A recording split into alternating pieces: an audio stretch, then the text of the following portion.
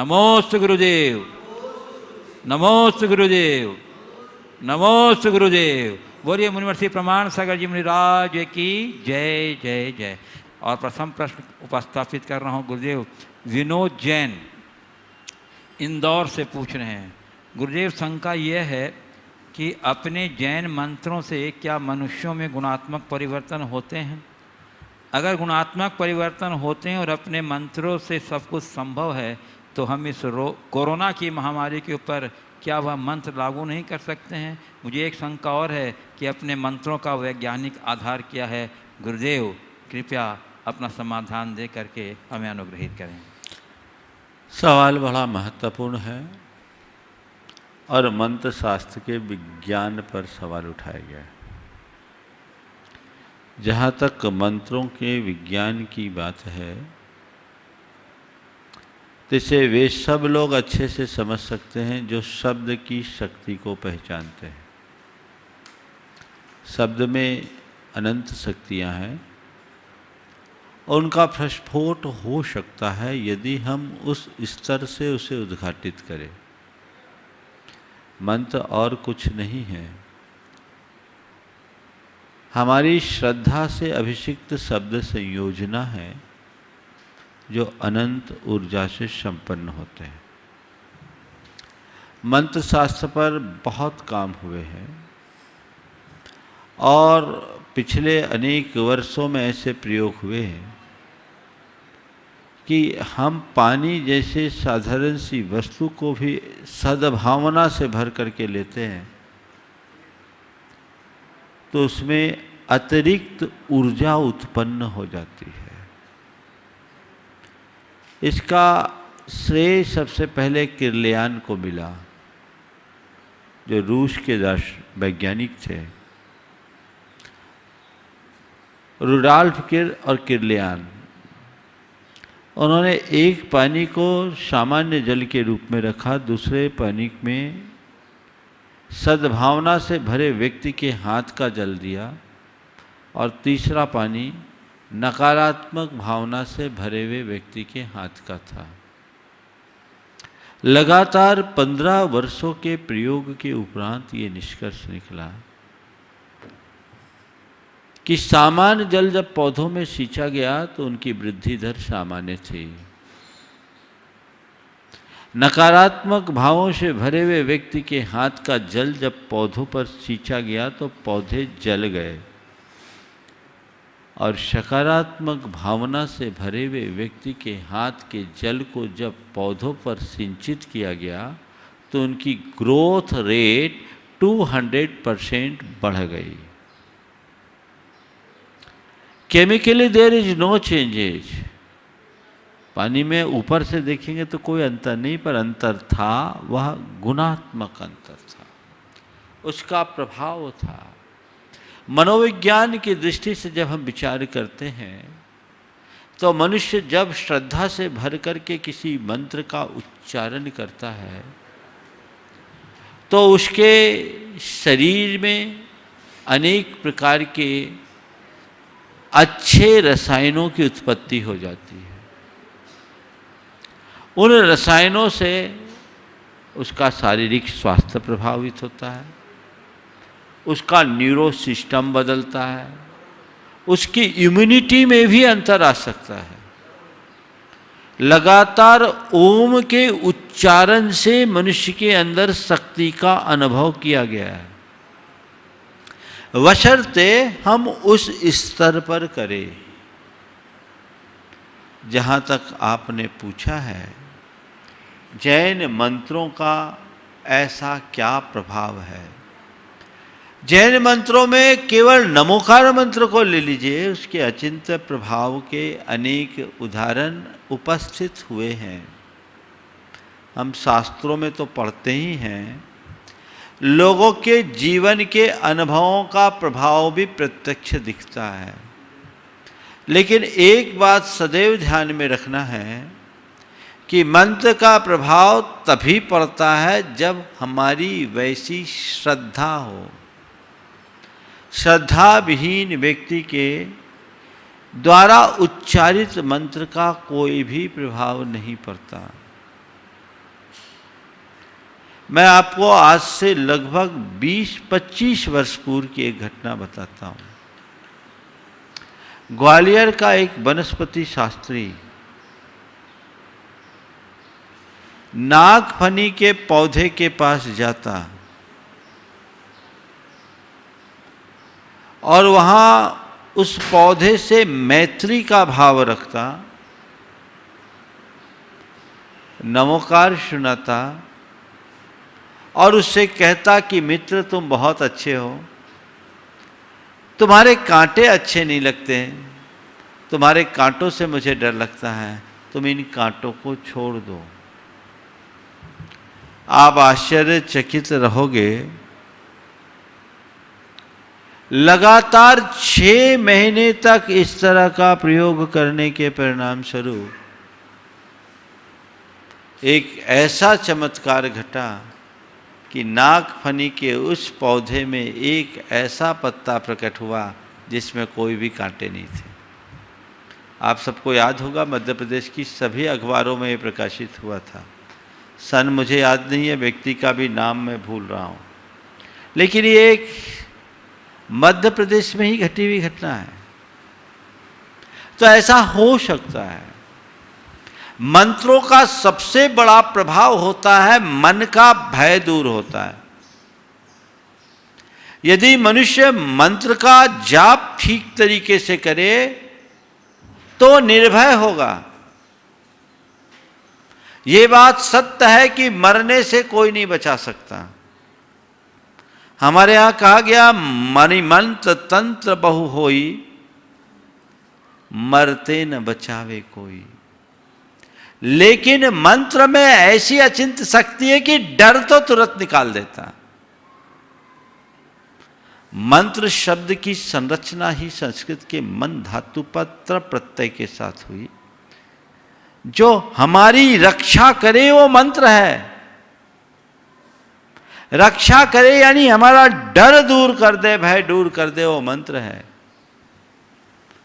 अब इस corona virus के संकट के दौर में लोगों के मन में आ रहा है कोई मंत्र का चमत्कार हो जाता, मंत्र का चमत्कार हो जाता। मानता हूं मंत्रों का प्रभाव होता है, लेकिन उसकी एक सीमा होती है। जो चीज चिकित्सा से होती है वो चिकित्सा से ही होगी, और मंत्र से जो होना है वो मंत्र से होगा।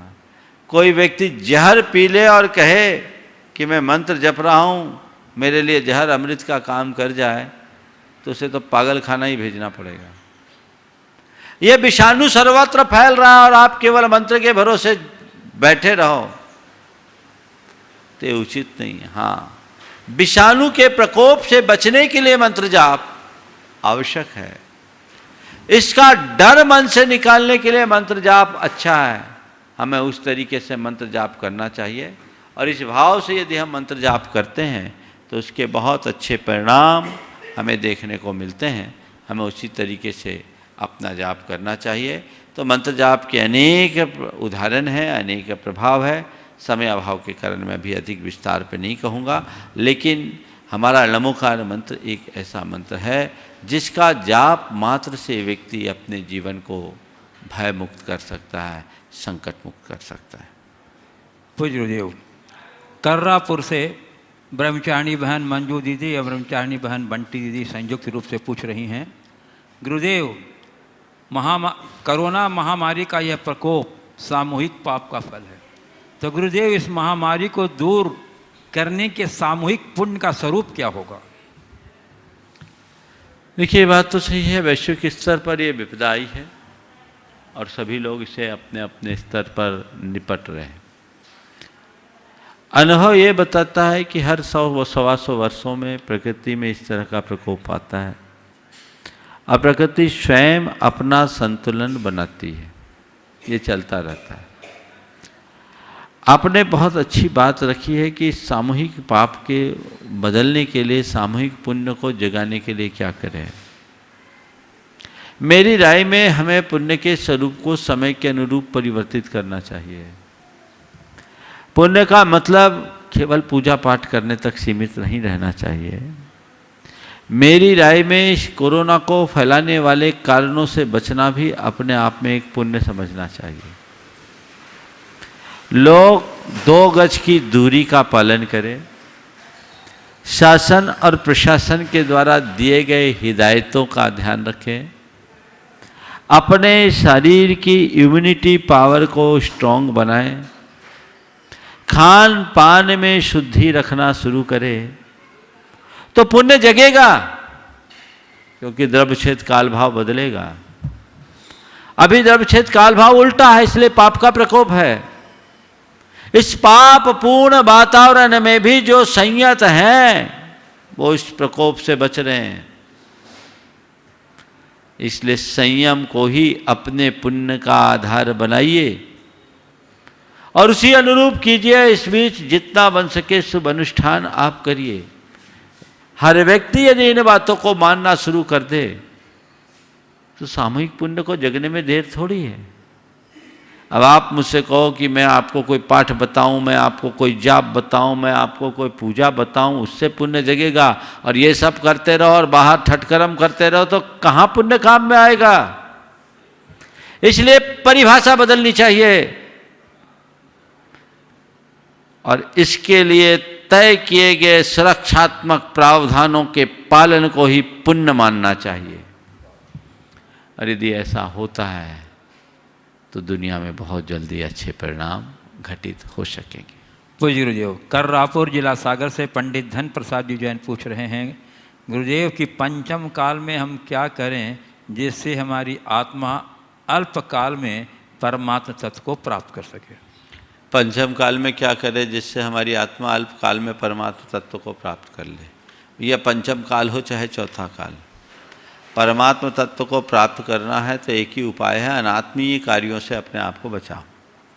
खटकर्म से बचो, पर से अपना संबंध सीमित करो, स्व में स्व को लीन करने का अभ्यास बनाए तो हमारे जीवन में परिवर्तन आएगा।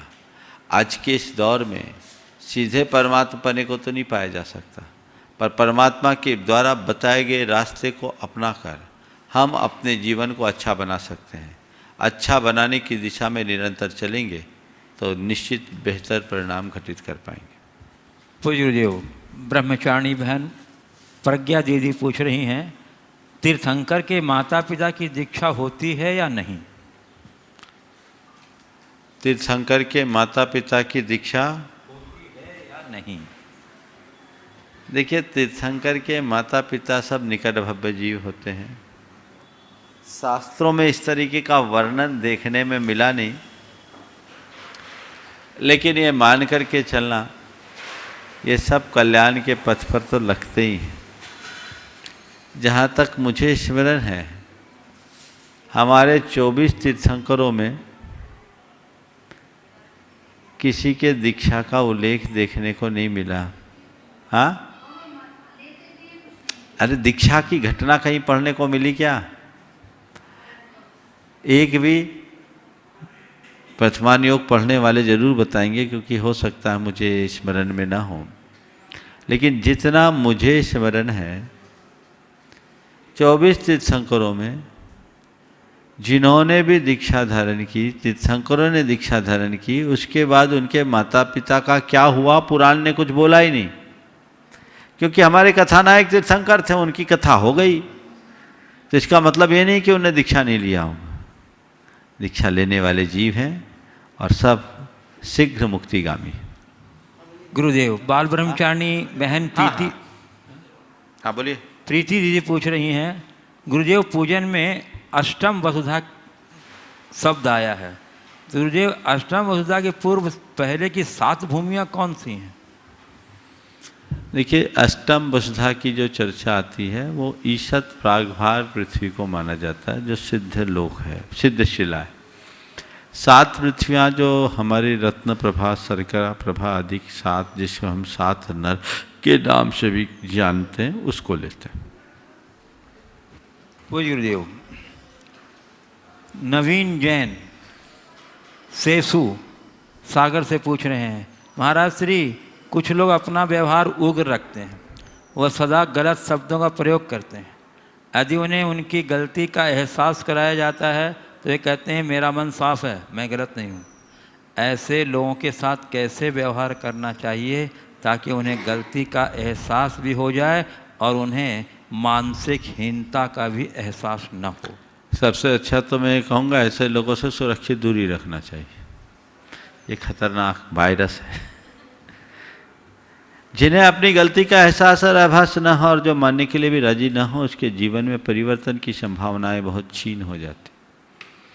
जीवन में परिवर्तन घटित करना है तो व्यक्ति को चाहिए अपनी गलती का एहसास करे, आभास करे। अब रहा सवाल, उस व्यक्ति को हम एहसास कैसे कराएं? यदि उसका आपके प्रति सकारात्मक दृष्टिकोण और आत्मीयता का भाव प्रदर्शित होता है तो आप उसके लिए एहसास कराने की कोशिश कीजिए।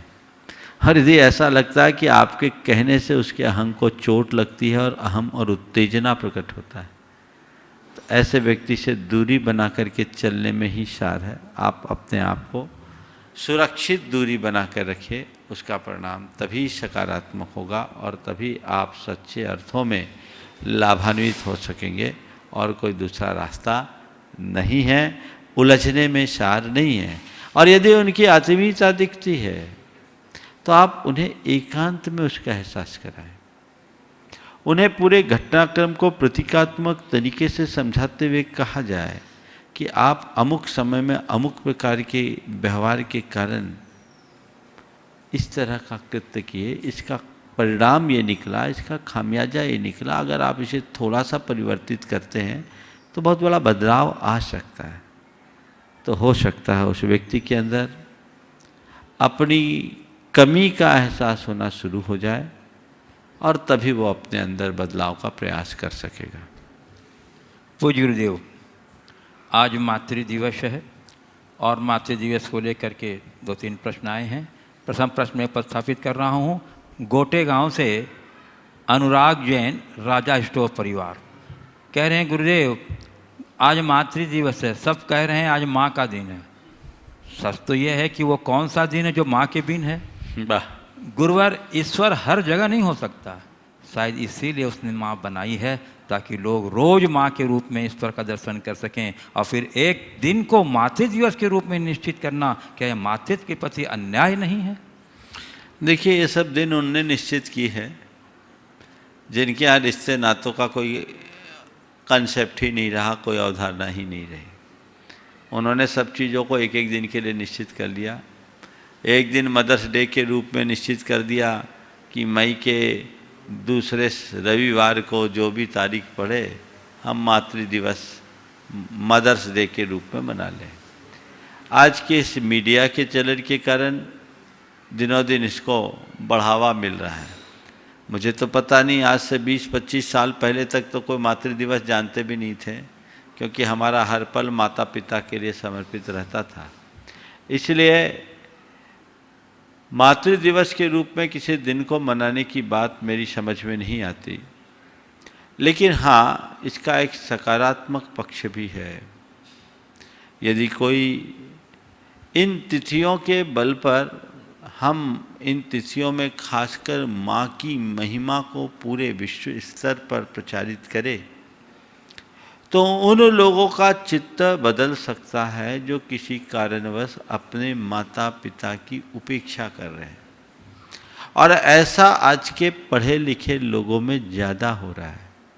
अनेक घटनाएं प्रकाश में आई है। आज 2-3 घटनाएं सुनाने का मन हो रहा है कि भारत में भी ये बीमारी आने लगी है और उस कारण लोगों के चिंतन को बदलना पड़ेगा और उसके लिए उन्हें पूरी तरह से झकझोरना होगा। जब तक हम उन्हें भीतर से नहीं झकझोर देते तब तक उनमें कोई परिवर्तन संभव नहीं है। आज से लगभग 2 वर्ष पूर्व कोटा में एक घटना घटी। बड़ी लोमहर्षक घटना थी। एक बूढ़ी अम्मा अपने घर में कई महीनों से कैद थी। 15-20 दिन से तो कोई भीतर गया आया भी नहीं था।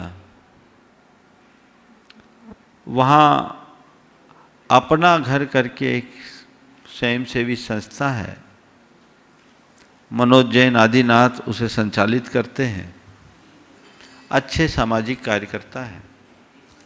उनकी टीम को इसका पता चला, वे लोग अंदर गए, वहां गए पुलिस प्रशासन के साथ। वहां का जो दृश्य था वो रोंगटे खड़े करने वाला था। वो बूढ़ी अम्मा कई दिनों से खाई पी नहीं थी और पूरा कमरा मलमूत्र से भरा पड़ा था, और उनके ही पलंग पर उनके खाने की प्लेट भी थी और बाजू में मल भरा हुआ था। बदबू बुरी तरह आ रही थी, शरीर ऐसा हो गया था। ये लोग गए, प्रशासन के सहयोग से उन्हें मुक्त कराया, अपने संस्थान में ले गए, उन्हें नहलाया धुलाया, कपड़े लत्ते बदलवाए। मानसिक रूप से वो माँ थोड़ी कमज़ोर थी, लेकिन फिर भी उसके अंदर समझ थी। 150 एकड़ जमीन की मालकिन थी वो,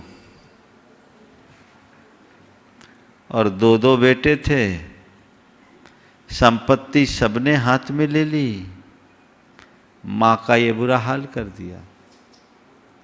जब मीडिया में बात चली तब उनके बेटे, पहले तो सामने वालों को धमकाते हैं, लेकिन इनका तंत्र मजबूत था, तब कहते हैं कि नहीं नहीं, हमें हमारी मां को दे दो। जब उस घड़ी में मां से बात कही गई तो मां और मातृत्व की बात मैं करता हूं। मां ने कहा, नहीं, मेरा बेटा बहुत अच्छा है। इतनी यातना देने वाले बेटे के प्रति भी मां का ऐसा सकारात्मक भाव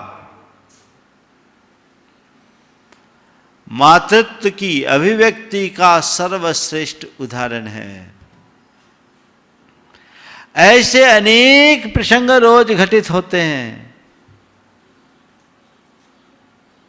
हमें यहां सोचना चाहिए, थमकर विचार करना चाहिए। आज जितने भी बड़े आश्रम हैं जिनमें ऐसे वृद्धजनों को रखा जाता है, उनमें ज्यादातर संपन्न घरानों के माता पिता मिलते हैं। ऐसे लोग जिन्होंने अपने बच्चों को पाल पोस करके बढ़ाया, पढ़ाया, लिखाया, योग्य बनाया, अपना खून पसीना एक किया, उनको वे जब छोड़ देते हैं और उनके संचालक बताते हैं कि हमने इन्हें कहीं सड़क के किनारे से उठाया है, इस फटेहाल जीवन में देख के उठाया है, और आज वे अपना जीवन वहां जाकर के अच्छे से जी रहे हैं। आप लोगों ने अनेक बार मीडिया में देखा होगा। तो ये मनुष्य को थम करके विचारने की प्रेरणा देता है कि माता पिता के प्रति हमारा कर्तव्य क्या होना चाहिए। मां को मां समझे। अगर बात करूं तो पूरा सत्र ही इसी में निकल जाएगा, लेकिन मैं संकेतों में बात करता हूं, क्योंकि और भी बहुत सारे लोगों के प्रश्न हैं। एक घटना जरूर आज सुनाना चाहता हूं। एक बूढ़ी अम्मा ने वैधव्य की अवस्था में अपने बेटे को पाल पोस कर डॉक्टर बनाया। बेटा डॉक्टर बना और उसके बाद उसने एक डॉक्टर से अपना विवाह कर लिया। पति पत्नी दोनों ने शहर में एक बड़ा अस्पताल खोला। उस अस्पताल के लिए पैसों की कमी थी तो कुछ पैतृक संपत्ति बेची, और कमी पड़ने पर माँ के जेवर भी बेच दिए। माँ को इस बात की बड़ी खुशी थी कि मेरा बेटा योग्य बन गया, बड़ा अस्पताल बना लिया है, बड़ा डॉक्टर है, बहुत बड़ी डॉक्टरनी है। माँ खुश थी। माँ गांव में रहती थी और डॉक्टरनी शहर में।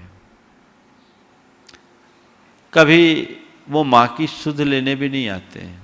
अचानक माँ की तबीयत खराब हुई। उसे अपने अस्पताल में भर्ती होना पड़ा। अस्पताल में वह स्वास्थ्य लाभ लेकर घर लौटी। स्वस्थ हो जाने के बाद एक दिन बहू रानी का पत्र पहुंचा। माँ जी प्रणाम, आशा है अब आप स्वस्थ हो गई होंगी।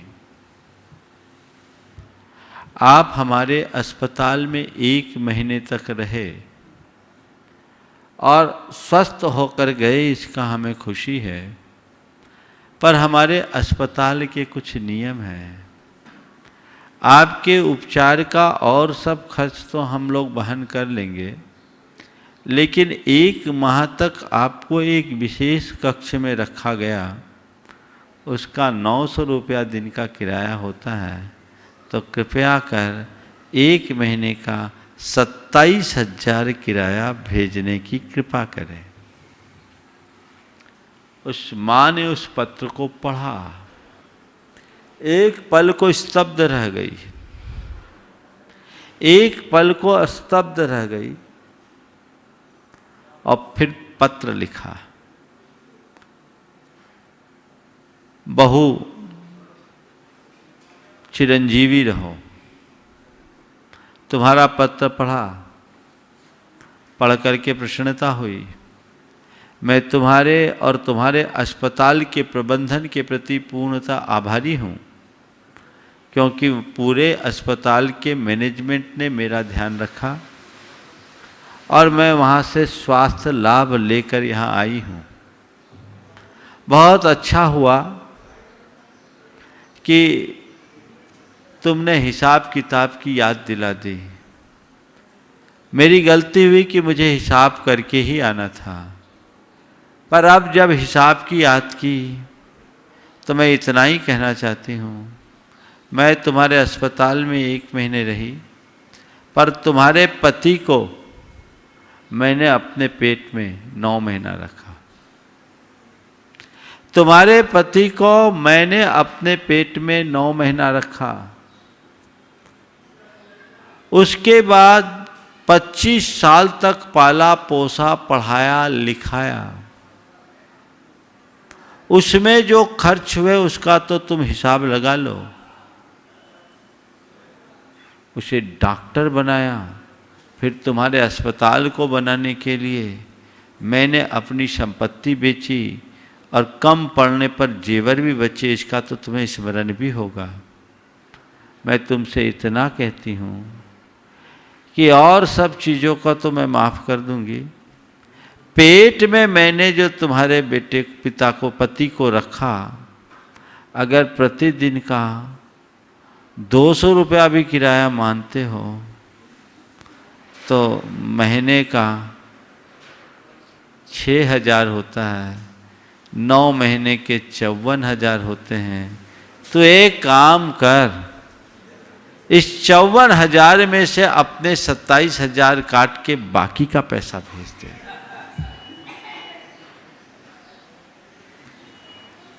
डॉक्टर ने पढ़ी तो उसके होश उड़ गए। संयोग से पत्र डॉक्टर को लग गया, हाथ लग गया। फौरन अपनी माँ के पास आया और कहा, माँ मुझे माफ़ करना, मुझे पता नहीं था कि मेरी धर्मपत्नी ने आपसे इस तरह के पैसे मांगे। आपने मेरी आंखें खोल दी। आपके उपकारों का ऋण मैं जीवन में कभी चुका नहीं सकता। आपके इन उपकारों के आगे तो मैं बिछ जाऊं तो भी कम है। माँ मुझे माफ़ करना। माँ ने कहा, बेटा ऐसा होता है, चलो आगे ध्यान रखना। ये मातृत्व है। काश लोग समझे तो जीवन में बहुत बड़ा बदलाव घटित कर सकते हैं। पूज्य गुरुदेव, सागर से मनाली जैन ढाना सुपुत्री गुणायतन ट्रस्टी मुकेश जैन ढाना पूछ रहे हैं, महाराज जी आज 10 मई का मदर्स डे है, भी और चालू है। लॉकडाउन और कोरोना संक्रमण के चलते परिवारों में नज़दीकियां बढ़ी है और ऐसे बच्चे जो स्कूलों में जाते थे और अन्य गतिविधियों में मस्त रहते थे, लगातार 1.5 माह से अपनी माँ के साथ रह रहे हैं। मेरे हिसाब से बच्चे रोज़ मदर्स डे मना रहे हैं। क्या इसे तोहफा मानना चाहिए या कुछ और? और इस संदर्भ में आप अपने विचार रखें ताकि बच्चे एक दिन का नहीं 365 दिन का मदर्स डे बनाएं। देखिए, बच्चों का माँ से निकट होना ही चाहिए, माँ से निकटता होनी चाहिए। और बच्चे माँ से जितने नज़दीक रहेंगे, बच्चों में उतना भावनात्मक स्वास्थ्य सुधरेगा। आज से लगभग 40 साल पहले रूस में एक प्रयोग हुआ। ये प्रयोग तुरत के जन्मे बंदरियों पर किया गया। कुछ बंदरों को उनकी माँओं के पास रखा गया और कुछ को कृत्रिम मशीनी बंदरियों के पास रखा गया। दोनों प्रकार के बंदरों को एक सा भोजन दिया गया, एक सा पोषक तत्व दिया गया।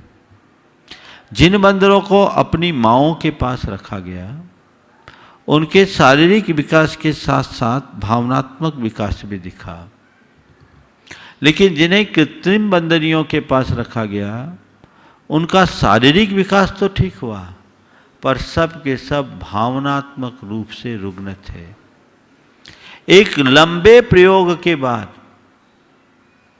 ये निष्कर्ष निकाला गया कि माँ की निकटता शिशु के भावनात्मक विकास के लिए अत्यंत जरूरी है, क्योंकि माँ के हृदय की धड़कनों में शिशु का भविष्य लिखा होता है। इसलिए माँ और बच्चों के मध्य समय होना चाहिए।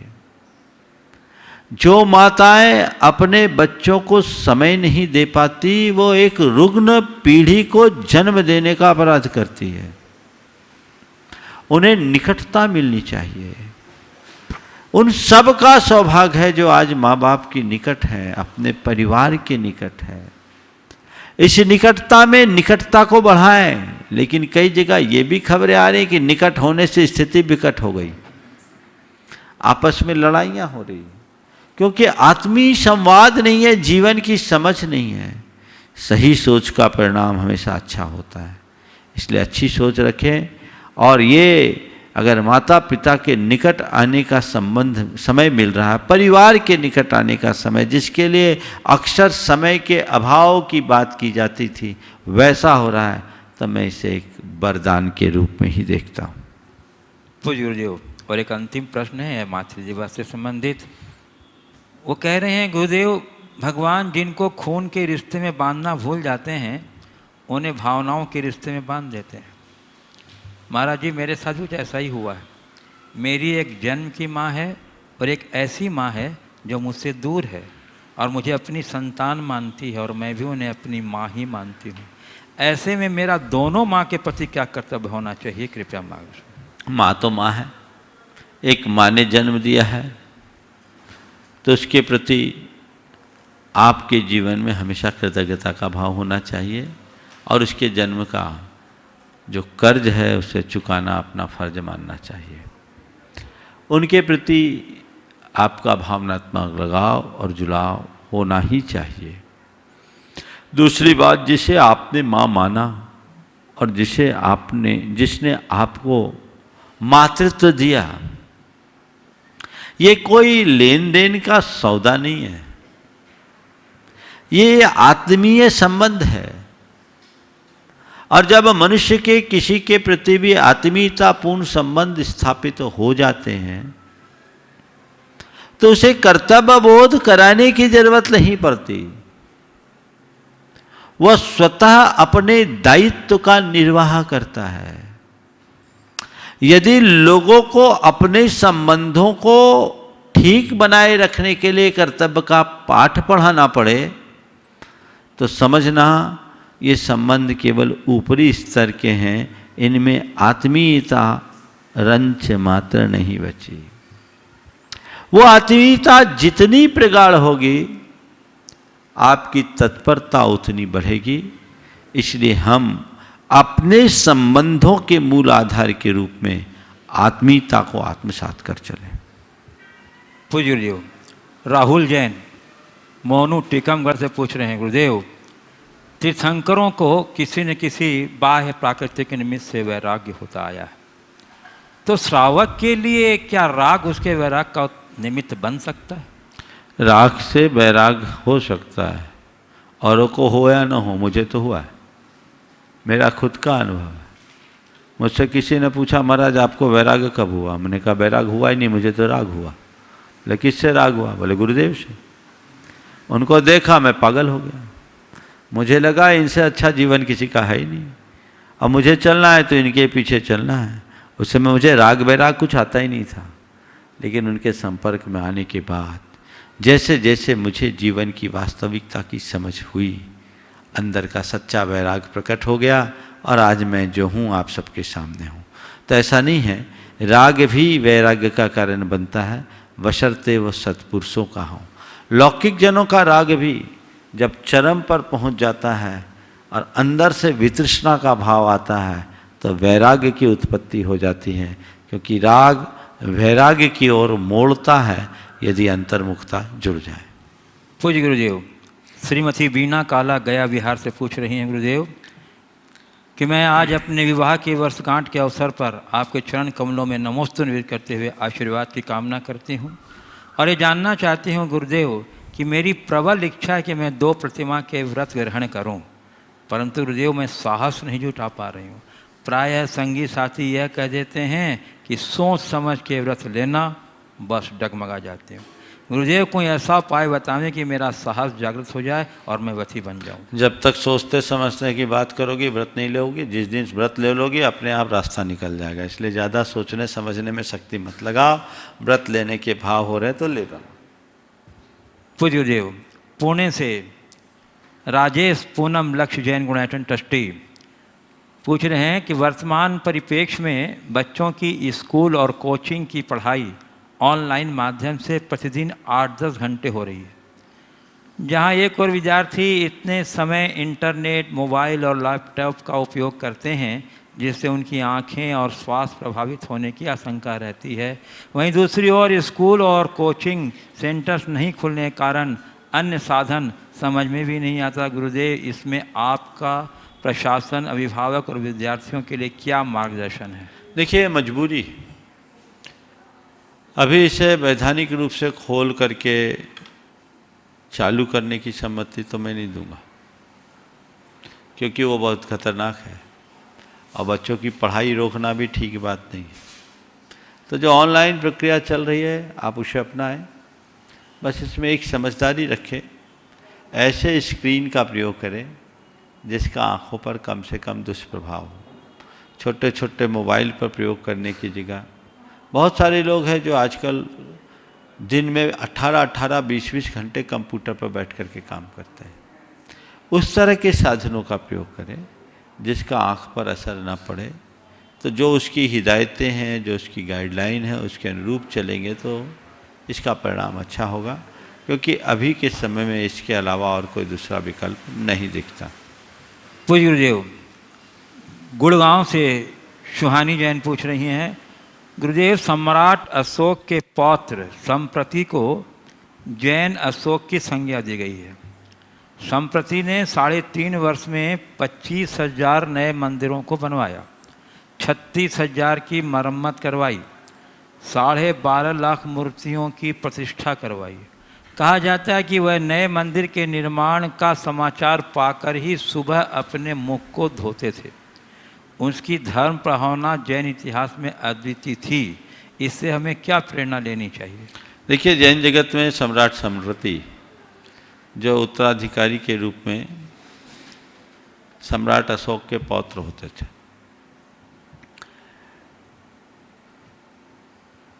ये इनकी अपनी कथा है,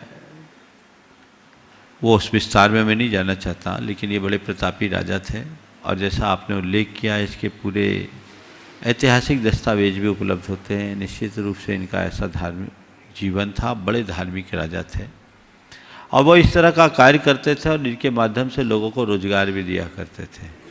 प्रजावत्सल के होने के साथ साथ धर्मनिष्ठ होना एक अपने आप में बहुत बड़ा गुण है और इनके अंदर था। आज के शासकों को भी इस तरफ ध्यान देना चाहिए। यदि शासकगण इस तरह की बातों पर ध्यान दे तो हमारी संस्कृति की बहुत अच्छी रक्षा हो सकती है। आज राजतंत्र तो नहीं है पर प्रजातंत्र है और प्रजातंत्र में धर्मनिरपेक्षता की बात है। इसलिए मैं कहूँ कि आज के शासन और प्रशासन के माध्यम से मंदिरों के निर्माण की बात की जाए तो वो व्यवहारिक नहीं होगा। लेकिन आज हमारे समाज के जो भी संपन्न जन हैं वे अपने धन संपन्नता के मध्य यदि इस तरह के कार्यों को बढ़ावा दे तो एक अच्छा कार्य हो सकता है। हालांकि वर्तमान परिप्रेक्ष्य में मैं मंदिर के निर्माण के लिए बहुत अधिक प्रोत्साहित नहीं करूंगा, क्योंकि अभी तो हमें समाज को बचाना ही सबसे बड़ी जिम्मेदारी है। आने वाले दिनों में जो तस्वीर उभरने वाली है वो बहुत भयावह है। हमें उसके प्रति अभी से सावधान और सचेत होने की आवश्यकता है, और यदि हम उन पर सचेत और सावधान होंगे तभी अच्छे परिणाम घटित कर सकेंगे। इसलिए इनकी तरफ हम ध्यान रखें।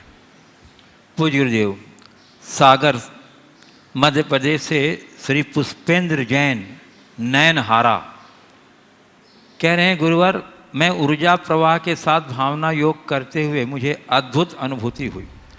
मुनिवर, क्या कोई विशेष समय विशेष विशुद्धि रखनी चाहिए जिससे भावना योग का फल और अच्छा प्राप्त हो, एवं बुद्धि के विकास में यह भावना योग किस प्रकार सहायक है? देखिए, भावना योग का सर्वोत्तम समय प्रातःकाल का है। प्रातःकाल सब विकल्पों से मुक्त होकर, नित्य क्रियाओं से निवृत्त होकर आप भावना योग करें तो इसका लाभ बहुत ज़्यादा अच्छा मिलेगा। और आपने पूछा बुद्धि के विकास के लिए हम भावना योग कैसे करें। आप नियमित भावना योग करें, आपकी बुद्धि का विकास होगा। स्मरण शक्ति को बढ़ाने के लिए और अपनी ग्रहण क्षमता को बढ़ाने के लिए 2 अतिरिक्त कमांड आप दे सकते हैं। उनमें से एक कमांड मुझे याद है, मुझे याद रखना है। मुझे याद है, मुझे याद रखना है, एक ये कमांड आप दे सकते हैं। और दूसरी बात, मुझे अध्ययन करना है, मुझे अध्ययन करना है। पढ़ाई में स्थिरता लाने के लिए ये कमांड आप दें तो आपको इसका लाभ निश्चित रूप से मिलेगा। पूज्य गुरुदेव, नोएडा उत्तर प्रदेश से गुणायतन संरक्षक श्री जिनेन्द्र कुमार रश्मि जैन नमोस्त करते हुए पूछ रहे हैं, गुरुदेव लॉकडाउन के बाद लंबे समय तक भय, अनिश्चितता और सावधानी का वातावरण रहेगा, तो हम जो कुछ वाक्य हमेशा इस्तेमाल करते हैं कि कुछ नहीं होगा, सब ठीक है और भगवान सब ठीक करेगा, हमको डरने की ज़रूरत नहीं है, क्या इन्हीं वाक्यों को हम पुनः पुनः दोहराएं या इनमें कुछ संशोधन करना पड़ेगा? देखिए, लॉकडाउन खुलने दीजिए तब फिर मैं आपको बताऊंगा उस समय की परिस्थितियों को देखते हुए। लेकिन भय, अनिश्चितता तो हमें बचना तो पड़ेगा। भय और अनिश्चितता से अपने आप को बचाना है, और इसके लिए जो बातें आपको बताई गई है आप उन्हें दोहराइए। थोड़े दिन बाद उसका एक नया संस्करण आप सबको जरूर दिया जाएगा। पूज्य गुरुदेव, जयपुर राजस्थान से चंचल शर्मा पूछ रही हैं, गुरुदेव मेरा प्रश्न यह है कि मैं एयरफोर्स में बड़ी पोस्ट पर काम करना चाहती हूँ, लेकिन मुझे सब लोग ऐसा बोलते हैं कि तुम जिस काम को करना चाहती हो उससे बड़ा का सोचो, तुम वह कर सकती हो। तो गुरुदेव मेरी शंका है कि मुझे जो बनना है मैं उसकी तैयारी करूं या फिर मैं उससे ऊपर की तैयारी करूं? जो आपको बनना आप उसकी तैयारी करो। बनना आपको है या लोगों को? जो आप बनना चाहते हैं, जो आप पाना चाहते हैं, आपको उसकी तरफ ध्यान रखना चाहिए। हाँ, अपने क्षमताओं का आकलन ठीक तरीके से करना चाहिए और देखना चाहिए कि मैं क्या कर सकता हूँ। जो आप अच्छे से अच्छा कर सके वो जरूर करें। पूज्य गुरुदेव, अजमेर राजस्थान से श्री मुकेश जैन पूछ रहे हैं, गुरुवार आजकल दूरदर्शन पर रामायण महाभारत देखने का सौभाग्य में मिल रहा है। इसमें एक बात देखने में आई है कि बड़े से बड़ा पात्र भी कोई भी कार्य करने से पहले अपने धर्म गुरु से आशीर्वाद अवश्य लेता है, लेकिन आजकल यह कहीं भी देखने में नहीं आता। हमारे जनप्रतिनिधि, राजनीतिक, मुख्यमंत्री, प्रधानमंत्री बड़े बड़े फैसले लेने पर भी धर्म गुरुओं से आशीर्वाद लेने नज़र नहीं आते हैं। इस समय पूरी दुनिया वैश्विक महामारी के दौर से गुजर रही है, भारत देश भी छूता नहीं है। ऐसे समय में हमारे धर्म गुरुओं की भूमिका पर प्रश्न चिन्ह तो नहीं लग रहा है? पूरी दुनिया में ऐसा समय पहले कभी नहीं आया है। बड़े बड़े राष्ट्रों में भी सारी व्यवस्था चौपट नज होती आ रही है, सब में बुरा असर अर्थव्यवस्था पर हो रहा है। ऐसे समय में गुरुदेव धर्म गुरु ही एकमात्र सहारा रहते हैं। यह बात हमारे राजनेताओं को क्यों नहीं समझ में आती? देखिए, हमारी ये संस्कृति रही है कि राजा महाराजा भी बड़े से बड़ा कार्य धर्म गुरुओं की सम्मति से ही संपन्न करते थे और उनका मान रहता था। हमारे यहाँ धर्म को सर्वोच्च प्राथमिकता देने की परंपरा रही है। वर्तमान में राजतंत्र नहीं है, प्रजातांत्रिक युग है और इस प्रजातांत्रिक दौर में सेकुलरवाद आ गया है। सेकुलरवाद आने के कारण आज के शासक यदि किसी धर्मगुरु के पास चले जाए तो मुझे लगता है कि तथाकथित सेकुलरवादी लोग हंगामा मचाना शुरू कर देंगे। ये हमारी देश की विडंबना है।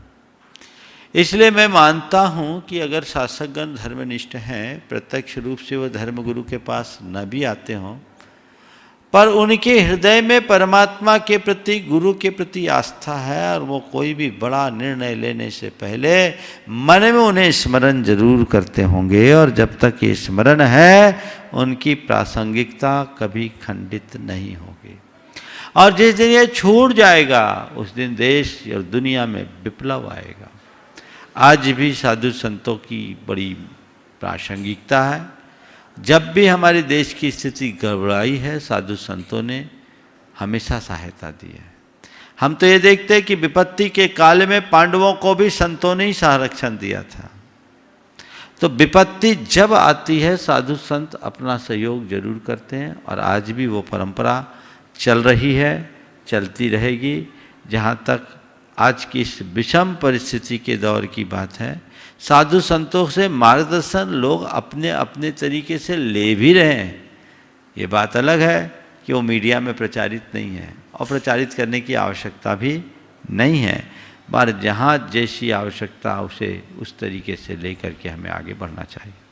पूज्य गुरुदेव, नरियावली सागर मध्य प्रदेश से सांस जैन हजारी पत्रकार पूछ रहे हैं, गुरुदेव मेरे मन में हमेशा यह शंका उठती है कि आप सब मुनिराज इतनी त्याग और तपस्या करते हैं, धूप छाँव ठंड गर्मी सब मौसमों में चलते हैं और एवं आपके पास अपनी देह को सुंदर बनाने का कोई उपाय भी कृत्रिम नहीं है, फिर भी संतों के शरीर पे इतनी आभा कैसे दिखाई देती है? कृपया समाधान करें। देखो, मैं तो एक सवाल करता हूँ, प्रकृति के आश्रित रहने वाले जितने भी प्राणी हैं, कभी किसी ब्यूटी पार्लर में जाते हैं क्या? कभी वो अपना फेशियल कराते हैं क्या? वो उनकी नैसर्गिक कांति होती है, नैसर्गिक तेज होता है, स्वाभाविक चमक होती है जो प्रकृति से प्राप्त है। आप लोगों के साथ क्या है कि आपने अपने प्राकृतिक तेज के ऊपर बहुत सारा कृत्रिम लेप चढ़ा दिया है। उस लेप के परिणाम स्वरूप आपका स्वाभाविक सौंदर्य जो है वो विकृत हो गया है। हम संतों के साथ ऐसा कुछ है ही नहीं। हमने प्रकृति के साथ अपना सामंजस्य बिठा रखा है, तो हम लोगों का स्वाभाविक तेज अपने आप प्रकट होता है। आपको मैं एक रहस्य की बात करता हूं, ये लीपा पोती बंद कर दो, खुद चमकने लगोगे। और जब तक ये लीपा पोती में लगे रहोगे हाल बेहाल होगा, क्योंकि कृत्रिमता की कोई उम्र नहीं होती और नैसर्गिकता स्वाभाविक होती है, शाश्वत होती है। पूज्य गुरुदेव, सागर उदासीन आश्रम मध्य प्रदेश से आयुषी जैन पूछ रही हैं, महाराज श्री, आज जब आपके भाग्योदय से बिहार का सुना तो इस लॉकडाउन में के लगने के बाद पहली बार लग रहा है कि अब सागर सुरक्षित नहीं है। जैसे माता पिता के रहने पर बच्चों को कोई भय नहीं रहता, उसी प्रकार आपके सागर में रहने से हम सागर वासियों को कोरोना का कोई भय नहीं था। महाराज श्री कृपया आशीर्वाद दें कि हम सागर वासियों का भय है वह दूर रहे और जल्द ही फिर से आपके प्रत्यक्ष दर्शन का लाभ मिल सके। देखिए, भय तो किसी को रखना ही नहीं चाहिए। मैं सागर क्या, मैं पूरे संसार के भय को मिटाने की भावना रखता हूँ और आप सबको प्रेरणा देता हूँ, आप निर्भय रहो। जहाँ तक हमारे बिहार का सवाल है तो हम भयभीत होकर के बिहार नहीं किए, पर मैं चाहता हूँ कि किसी प्रकार की भावी आशंका उत्पन्न ना हो, इस हिसाब से हम लोगों को अपना काम करना चाहिए। निकलना तो मुझे पहले से था ही। ये तो अचानक गाड़ी रुक गई, सारे संसार की रुकी, लोग फंसे हैं अपने अपने जगहों पर। फिर वहाँ कुछ ऐसा समझ में आया कि ये अस्पताल है, इस अस्पताल में अब न मालूम कितने प्रकार के लोग आएंगे, और उनका आवागमन अगर हो गया तो बहुत सारे लोग उसमें चपेट में आ सकते हैं। इसलिए ऐसे मौके पर, ऐसे स्थान पर रहना ठीक नहीं है। गुरुदेव की अनुमोदना मिली, आशीर्वाद मिला, हमें जाना था, जिधर जाना उस दिशा की ओर चल रहे हैं। ऐसा कुछ नहीं है, कहाँ जाएंगे कब तक जाएंगे कोई पता नहीं है। जहाँ तक पहुँच गए वहाँ पहुँच गए, पर आप लोग निश्चिंत रहिए। एक भाई का मैसेज है, आप सबको घर में रहने की बात करते हैं और आपको बाहर जाना पड़ रहा, आप बिहार कर रहे हैं। अरे भैया, हम में और तुम में अंतर है। तुम लोग शारीरिक दूरी नहीं रखते, हम लोग तो सबसे शारीरिक दूरी बना करके रखते हैं।